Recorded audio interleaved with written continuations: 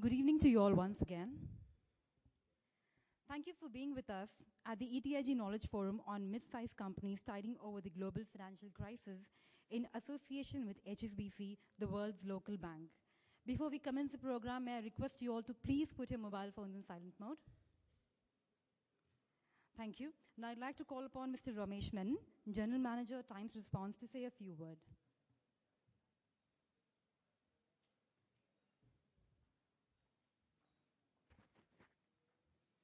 Thank you, Shiba. Good evening, ladies and gentlemen. It gives me great pleasure to welcome you to the ETIG Knowledge Forum on mid-sized companies tiding over the global financial crisis in association with HSBC.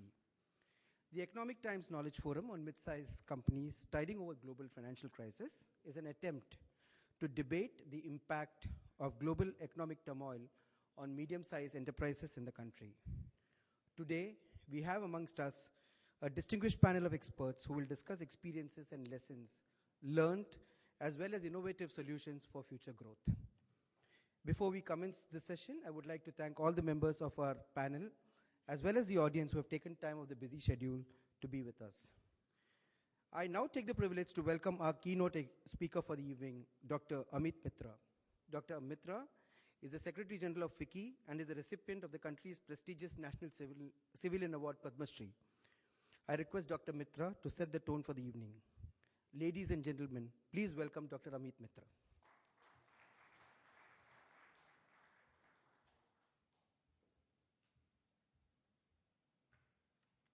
Well, it's a great honor for me to begin to deliberate on a difficult subject, how the medium-sized companies and to some degree small companies lived through the crisis. I'd like to begin first by submitting that FICCI did a survey of the medium-sized companies during the crisis and found that 97% felt that interest cost was the most killing aspect of being able to survive. The second element they cited is commodity price fluctuation.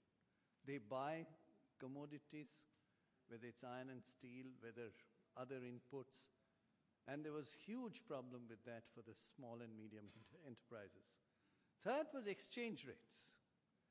They were also concerned that if they were exporters, and as you know, perhaps easily over 30% of exports are done by small and medium companies in India, they found the exchange rate something which they did not know how to hedge against it, because that's not an expertise that they have. Of course, declining exports was very important because a significant proportion of our exports come from these very dynamic small enterprises.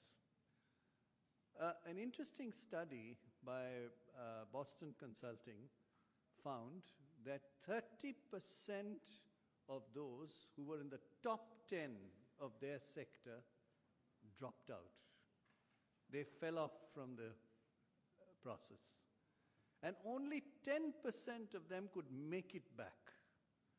In other words, if you did not survive, the chances of your coming back is going to be very tough. Let me put the positive ends of this on the table for further discussion. What were they doing to survive? And that's, I think, the very interesting climbing the rock and hanging out of a rope. What were they doing? First,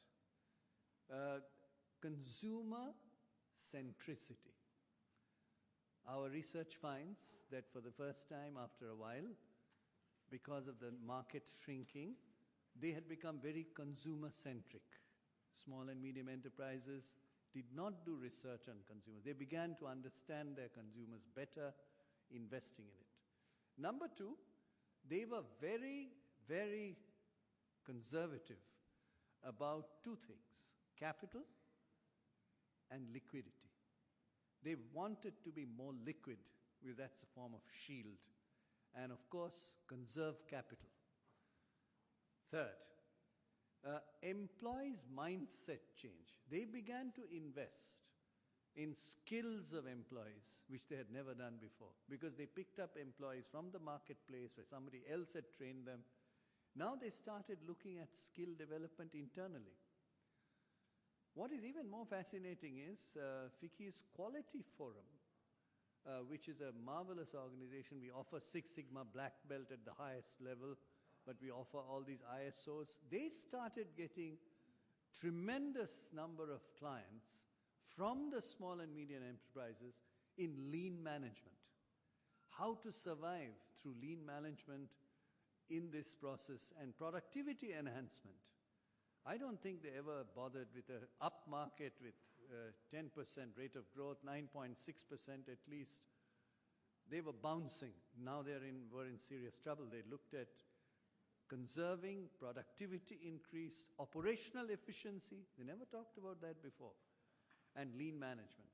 So we were doing good business because we were able to consult with them. Another interesting element is mergers and acquisitions. Small and medium enterprises began to look at mergers and acquisitions.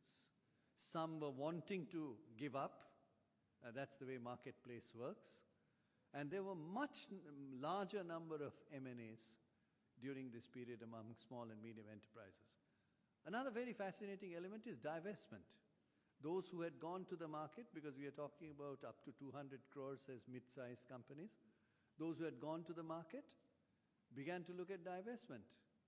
From a purely owner-driven entity, a promoter entity, they wanted to raise money from the marketplace and become more effective in their work.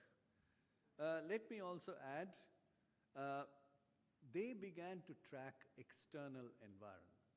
This was something that they didn't do before, most of them.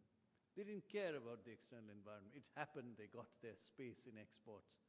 Tracking external environment is very different from simply finding orders and exporting. So what my perception is, in a challenging times, the best in the medium-sized and small-sized companies emerge, but I must also confess that some of them fail. As I've indicated, 30% left the shelf as the top 10, 10% only came back. So there is an inner struggle. I would conclude by submitting to you that there is an internal generation issue with regard to ownership and its validation. Among the smallest companies, there's a serious issue of definition of ownership. In order to be leveraged, in order to get funding, get collaterals, be bankable, clarity of ownership began to emerge in some cases, and in some cases it didn't. The other interesting element is Inspector Raj. I don't know whether you know that even today, 38 inspectors on an average inspect a unit, and out of the 38, about 28 of them, I know that the industry special secretary is here from Maharashtra, 28 of them on an average are from the state. There was pressure as to how do you deal with this inspectorate system, which is still quite complex. This is one area. We have taken away licenses, but we have not taken away the inspectorate system. This was a promise made by the NDA government that they will dismantle Inspector Raj. And then came the UPA 1, it made the same promise. UPA 2 hasn't talked about it yet, but I'm sure it's at the back of their mind. And small and medium enterprises are most affected